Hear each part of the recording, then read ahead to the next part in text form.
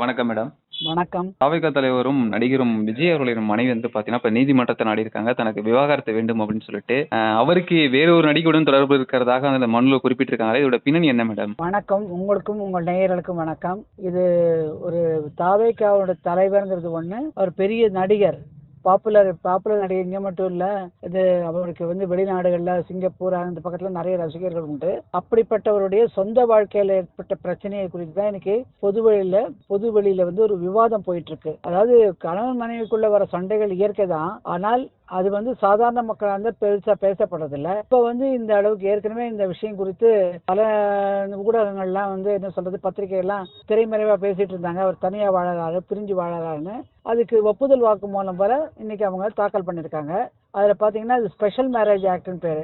அதாவது இவர் வந்து அந்த அம்மா வந்து ஒரு ஹிந்து, இவர் வந்து கிறிஸ்டின். அதனால வந்து அந்த சட்டத்துல வந்து ஒண்ணு, திருப்பரங்குன்றம் தமிழ் கடவுள் ஸ்ரீ முருகவேலை வணங்க வரும் மாண்புமிகு பாரத பிரதமரை ஸ்ரீ ராம தனுஷ்கோடியிலிருந்து வணங்கி வரவே இந்து முறைப்படி அவர் கன்வெர்ட் ஆகி இந்து சட்டத்துல பண்ணிருக்கணும், இந்து மேரேஜ் ஆக்ட்ல. இல்ல இந்த அம்மா வந்து கிறிஸ்டினா மாதிரி இந்தியன் டைவர்ஸ் ஆக்ட்ல பண்ணிருக்கணும். ஆனா ரெண்டு பேரும் தன்னுடைய மதங்களை விட்டு கொடுக்காம ஸ்பெஷல் மேரேஜ் ஆக்ட்ல வந்து பண்ணிருக்காங்க. இதுல இருந்து என்ன ஒரு தெளிவா தெரியுதுனாக்க, திரு ஜோசப் விஜய் என்பவர் தன்னுடைய மத கொள்கைகளை தீவிரமா இருக்கிறதுனால இவர் வந்து அவருக்கு வரப்போற இந்த கட்சி இன்னைக்கு இவ்வளவு எழுச்சியா இருக்கு, இவ்வளவு செலவெல்லாம் செய்யறாங்கன்னா யார் பின்னாடி இருப்பாங்கிறது உறுதி செய்யப்படுகிறது. ஏன்னா அவர் வந்து மத ரீதியா இல்லைன்னாக்க ஒண்ணு இப்படி போயிருக்கணும் அப்படி போயிருக்கணும் பார்க்காம தன்னுடைய மதத்தை விட்டு கொடுக்கறதுக்கு அவர் தயாரா இல்லை.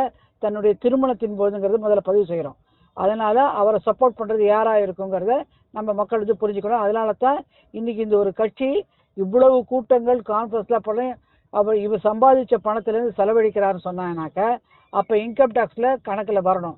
ஆனால் இப்பொழுது சொல்வது என்னன்னாக்கா தொண்டர்கள் செலவழிக்குதான். இதுக்கு வந்து அவர் வந்து இப்ப பதில் சொல்லக்கூடிய நிலைமைக்கு தள்ளுறாரு. ஏன்னா அதை பத்தி அவரை ஒரு விவாத பொருள் வரச்ச அவருக்கு பின்னாடி நிறைய கிறிஸ்டின் மிஷினரி வந்து ஹெல்ப் பண்றாங்கன்னு சொல்லிட்டு அதை ஊர்ஜிதம் செய்யும் விதமாக தன்னுடைய மதத்தை விட்டு கொடுக்காம திருமணத்தின் போதும் கடைபிடிச்சிருக்காருங்கிறத நம்ம முதல்ல பதிவு செய்யறோம். அடுத்தது வந்து இப்ப ரெண்டு பேருக்கும் வந்து மனத்தாங்கல் ஏற்பட்டது. இப்ப நீங்க இந்த மேரேஜ் ஆக்ட்ல எல்லாம் திருமண சட்டங்கள்லாம் எப்படி பிரிவதற்கு விவாகரத்துக்கு வரும்போது சில ஷரத்துகள் இருக்கு. என்ன ஷரத்துனா, ஒண்ணு ரெண்டு பேருக்கு இன்கேப்பபிலிட்டிம்பாங்க, ரெண்டு பேரும் அனுசரிச்சு வாழ முடியாது, கல்யாணம் வந்து முறிந்து விடுதுங்கிற ஒரு முக்கியமான நிலைமை சொல்லிட்டு ஹிந்து மேரேஜ் ஆக்ட்ல எல்லாத்துலயுமே இருக்கு. அப்ப வந்து இந்து சட்ட முறைப்படி அப்ப வாழவே முடியாதுங்கிற ஒரு நிலைமைக்கு வந்துட்டோம். அதனால ஒக்குமத்து ரெண்டு பேரும் ஒத்துக்கொண்டு இதை தாக்கல் செய்கிறோம்னு சொல்லி இந்து மேரேஜ் ஆக்ட்ல 13B பெட்டிஷன் சொல்லி இப்போ தாக்கல் பண்ணி 6 மாசம் கழிச்சு அதே டேட்ல வரும் கொடுத்துருவாங்க. அப்ப கூட முக்கியமா தெரிய வேண்டியது என்னன்னாக்க, இந்த குடும்ப நல நீதிமன்றங்கள் எதுக்கு உருவாக்கப்பட்டதுனாக்க, இது வந்து தவறுதலா எல்லாரும் கையாளுறாங்க. அதாவது ஒரு கணவன் மனைவிக்குள்ள ஒரு மனஸ்தாபம் வந்து அவங்களால தீர்த்து வைக்க முடியலன்னா கோர்ட்டுக்கு வந்தானாக்கா அவங்களுக்கு இடையில இருக்கிற கேப், அந்த இடைவெளியை குறைச்சு சமாதானப்படுத்தி நல்லிணக்கத்தோடு வாழ்ந்து அவங்களோட சந்ததியர் குழந்தைகளுக்கு பாதிப்பு உண்டாகாதபடி குடும்பம் செல்ல வேண்டும் என்பதற்கு தான் உருவாக்கப்பட்டது. இப்ப இந்த கேஸ்ல எடுத்துக்கிட்டோம்னாக்க, விஜய் கேஸ்ல அவங்க சொல்றது குழந்தைகளுக்கு பாதிப்பு ஏற்பட்டது, அதனால 2021 இருந்து நாங்க தனியா இருக்கோம் சொல்றாங்க. அப்ப குழந்தைகளுக்கு பாதிப்பு ஏற்பட்டதுனாலங்கிறது சொல்றதுனால ஒருவேளை இந்த மனு விசாரணைக்கு வரும்பொழுது முதல்ல எடுத்தோடனே விசாரணை நடத்த மாட்டாங்க. என்ன பண்ணுவாங்கனாக்கா, ஒரு மீடியேஷனுக்கு கவுன்சிலிங் கொடுவாங்க. சமூக ஆர்வலர் கூட்டு வச்சு ரெண்டு பேரும் வச்சு பேசுவாங்க. இந்த குழந்தைகளும் இருக்கும் பேசி இந்த மாதிரி வந்து அந்த குழந்தைகளுக்கு அப்பா அம்மாவா இருங்க, மற்ற வேலைகளில் ஈடுபடாதீங்க, குழந்தைகள் நடத்த பாருங்க சொல்லி புத்திமதி சொல்லி சேர்த்து வைப்பாங்க. அது சேர்றது ஒரு கேஸா இருக்கும். இல்லைங்க இனிமே முடியாதுங்கிற ஒரு காலகட்டத்தை பசங்களும் எனக்கு இந்த மாதிரி அப்பா இருக்காரு, இல்லை இந்த மாதிரி அம்மா இருக்காங்க, எங்களை மாதிரிலாம் வந்து நடந்துக்கிறது எங்களுக்கு வந்து மன உளைச்சல் வருது, வேண்டாம், இவங்க அப்பா கிட்ட கஸ்டடியில் இருந்தால் அப்பாவுடைய கஸ்டடியில் நான் சேஃபாக இருக்கேன், அம்மா கஸ்டடியில் தான் அம்மா கிட்ட நான் சேஃபாக இருக்கேன், எங்களை விட்டுடுங்க, நாங்கள் விவாகரத்து வாங்கி கொடுத்தாலும் பரவாயில்லன்னு. ஒரு சின்ன வழக்கு ஒரு எக்ஸாம்பிள் சொல்கிறேன். ஒரு வழக்கில் என்ன இந்த மாதிரி குற்றச்சாட்டு வந்ததுன்னா, இந்த மாதிரி எக்ஸ்ட்ரா மார்ஷியல் ரிலேஷன்பாங்க, திருமணத்தை தாண்டி பெண் உறவை வச்சுக்கிறது, கல்யாணம் பண்ணிக்காம அந்த தொடர்பை வந்து நீடிக்கிறது, அதுதான் இங்க குற்றச்சாட்டு. அது யாரோ ஒரு நடிகைன்னு அவங்க சொல்றாங்க, தனக்கு பிரசவம் இருந்தாலும் பின்னாடி சொல்லுவேங்கிறாங்க. இப்ப கூட சமீப காலத்துல ஒரு கட்சியை சேர்ந்தவர், ஒரு மாநில தலைவர் வந்து ஒரு குற்றச்சாட்டு சொன்னதுக்கு அப்படியே அவர் பெண்ணை பற்றி தாக்குதல் நடத்துறாரு, அவர் டேமேஜிங்காக பேசிட்டாருன்னு சொல்லி இப்போ திரைப்படங்கள் பிரபலங்கள்லாம் பேசுகிறாங்க. அதுக்கப்புறம் அவர் வந்து சரி வருத்தத்தை தெரிவித்தார். அந்த குறிப்பிட்ட ஒரு நடிகையும் வந்து கண்டனம் தெரிவித்தாங்க. அது இப்போ ஆனால் இப்போ இந்த சமயத்தில் அது முடிஞ்ச ஒரு 10 நாளைக்குள்ள இந்த மாதிரி ஒரு மனு தாக்கல் படுகிறது என்று சொன்னால் அப்போ அந்த கூற்றம் ஒன்று அந்த பேர் ஒருமையானால் உறுதி செய்யப்படும். அதனால அது அவதூறு செய்யலைன்னு சொன்ன அந்த கட்சியினுடைய மாநில தலைவர் கட்டாயமாக அந்த நடிகை பேர் இவங்க பேரில் வழக்கு தொடங்க முடியும். ஆனால் இந்த திருமணத்தை தாண்டி ஒரு பெண்ணோட தொடர்புங்கிறது நிரூபிக்கிறதுங்கிறது ரொம்ப கடினமான சமாச்சாரம் நீதிமன்றங்கள் முன்பு. அதுக்கு உள்ள டீப் ரூட்டட் எவிடன்ஸ் ஆழ்ந்து சாட்சியங்கள் கொடுக்கப்பட வேண்டும். அப்போதான் அது நிற்கும். அதனால அதுக்கு இல்லாமல் அவங்க வந்து விஜயோட மனைவி, தற்போதைய மனைவி, அவங்க பிரிஞ்சிருக்கும் மனைவி வந்து தாக்கல் பண்ணியிருப்பாங்கனாக்கா அதுக்கு தகுந்த அந்த முகாந்திரங்கள் சாட்சியங்கள் இருக்கிறதுனால தான் இறங்கியிருப்பாங்கங்கிறது ஒன்று. அது வந்து அவருக்கு பின்விளைவை உண்டாக்கும். ஏன்னாக்கா சரி எல்லாரும் விவாகரத்து பண்ணிக்கிறது மறுமணம் பண்ணிக்கிறது சாதாரண சொன்னாலும் இப்பொழுது என்னன்னாக்கா சமூக நீதி, பெண்களின் உரிமை பாதுகாப்போம் அப்படிலாம் ஒரு கட்சி தலைவராக ஒரு புது கட்சியை ஆரம்பித்து ஒரு தலைவராக இருக்க நான் முதலமைச்சர் ஆகணும் அப்படின்னு விரும்புகிறாரு. நான் தான் முதலமைச்சர், கூட்டணியில் வரவங்க வாங்க ஆட்சியில் பங்கு தரேன்னு. ஒரு முதலமைச்சராக இருக்கிறவங்க வேண்டியவருக்கு எவ்வளவு க்ளீன் இமேஜ் இருக்கணும். பெண்களை இந்த மாதிரி அசிங்கப்படுத்தி ஒரு கொச்சைப்படுத்தும் ஒரு பெண் இனத்தை தாக்குவர்கள் எப்படி இவங்க வந்து முதலமைச்சராக இருக்க முடியும் அப்படிங்கிற ஒரு கேள்வி வரும். ஏன்னா நீங்கள் இப்போ அமெரிக்காலலாம் பார்த்தீங்கன்னாக்கா சில காலங்களுக்கு முன்பு கிளீன் ஒரு அதிபர் இருந்தார். அவர் வந்து என்ன பண்ணார், ஒரு பெண்ணோட தொடர்பு இருக்கிறதா அங்கே இருக்கிற பார்லிமெண்ட்டில் அலிகேஷன் வந்தது. அப்புறம் வந்து அவர் வந்து இறங்கி நிரூபிக்கிறேன்னு சொல்லி சொன்னார். நிரூபிக்கிறது சொன்ன போது அதான் அந்த குற்றச்சாட்டு நிரூபிக்கப்பட்டது. அந்த ஒரு குற்றச்சாட்டு வந்ததுக்கு அவங்க பதவியிலேருந்து ரிசைன் பண்ணிட்டாங்க. அமெரிக்காலாம் ஒரு அதிபர் வந்து எப்படி இருக்கணுங்கிறதுக்கு கணக்கு வைக்கிறாங்க.